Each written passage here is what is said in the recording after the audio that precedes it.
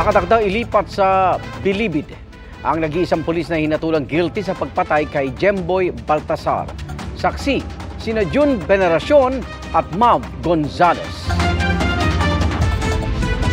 Para po nilang pinatay uli yung anak ko sa naging desisyon nila sa 6 na pulis.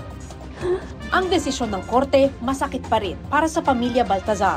Ang mga magulang ni Jemboy, emosyonal nang humarap kanina sa Senado. Hinaing nila, hindi maayos ang investigasyong ginawa ng mga pulis sa kaso. Hindi po sila doon na nag-imbestiga. Hindi po sila nakahanap ng basyon ng bala, yung kamag-anak pa po na nakakuha yung kay Jemboy. Wala, hindi po talaga sila umakas sa bangkan. Kulang na kulang po talaga yung effort po nila na matulungan po nila kami para magkaroon po kami ng hustisya para sa anak ko. Lalaban po kami hanggang sa huli. Kami ng pamilya namin. Hindi po kami susuko sa ganung lang. Ang laban na to para sa mga nangyari sa anak ko. Sa 6 na akusadong pulis, isa lang ang nahatulang guilty para sa homicide, isa ang naakwit, habang 4 ang nahatulan para sa illegal discharge of firearms. Sabi ni Senador Risa Ontiveros, chairperson ng Senate Committee on Women and Children, hindi uubra na ganoon lang ang parusa sa mga nagkasalang pulis. May nagplano ng ganitong operasyon at pumatay sa bata, ay slap on the wrist lang. Palalayain na ang 5 sa 6 sa mismong araw ng desisyon.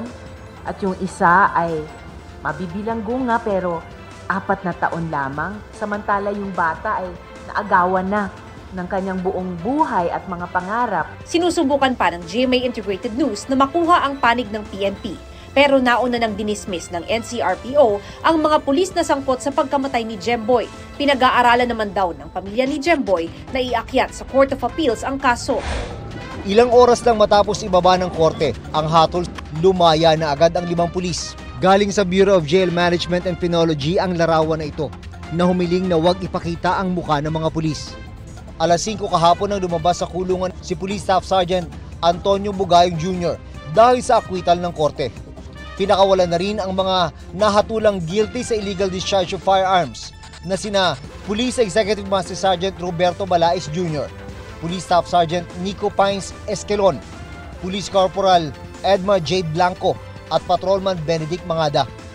4 na buwan lang kasi ang parusang ibinigay sa kanila at October 6 pa sila nakakulong sa BJMP. Lumampas po ng ilang araw, technically time served na po kasi sila nung binaba po yung desisyon ng korte.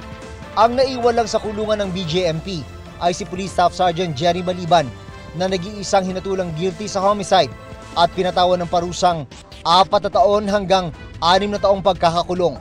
Dahil lampas 3 taon ang kanyang sentensya, ililipat ng Bilibid si Maliban sa loob ng linggong ito. Pero pwede pa naman mapaiksi ang kanyang sentensya sa ilalim ng Good Conduct Time Allowance na ibinibigay sa mga persons deprived of liberty na sumusunod sa mga patakaran sa loob ng kulungan.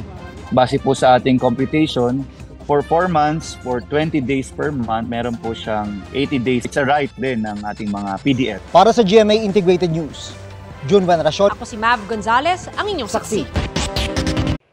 Mga kapuso, sama-sama tayong maging saksi. Mag-subscribe sa GMA Integrated News sa YouTube at para sa mga kapuso abroad, samahan niyo kami sa GMA Pinoy TV at sa www.gmanews.tv.